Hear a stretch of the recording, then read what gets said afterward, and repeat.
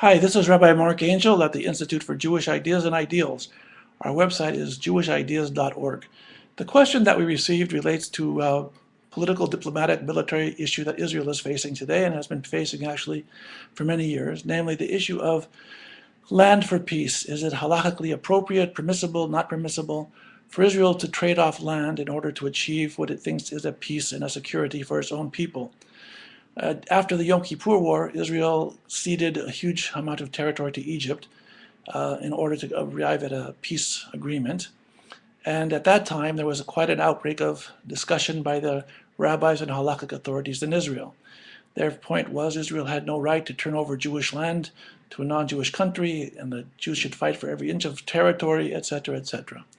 At that time, the Sephardic chief rabbi of Tel Aviv was Rabbi Chaim David Halevi, alav hashalom, a very great Talmid Chacham, a great rabbi, and he ruled just the opposite. He said, ultimately, the decision to give land or not give land is not a decision that the halakhic authorities can make. On the contrary, the only ones who are authorized to make such a decision are the military political experts who lead the government of Israel. This is a practical, political, military decision, not a decision that can be decided by rabbis in the Beit Midrash.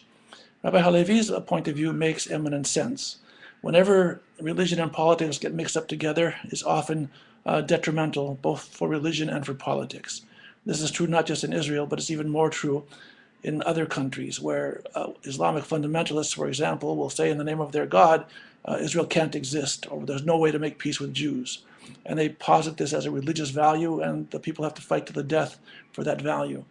It doesn't make sense to mix religion into the discussion at hand.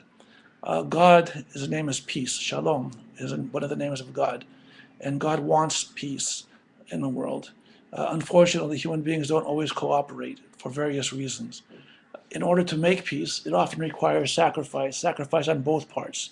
Sometimes the sacrifice means ceding land. Sometimes it means ceding some of our egotism. Sometimes it means recognizing the rights of other nations that we're dealing with.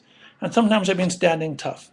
But those decisions really need to be made by people who are in the position to make those decisions. It shouldn't be made from the Talmudic tomes of the Beit Midrash. We know that Israel is a democracy. Everyone in the country has a right to make his and her opinion known, and that includes the religious people. And when religious people do speak, it's important to speak as citizens of Israel concerned, heart and soul, for the security and peace of the state. The arguments should be made on political grounds, on diplomatic grounds, on military grounds, on security grounds, but not on halakhic grounds.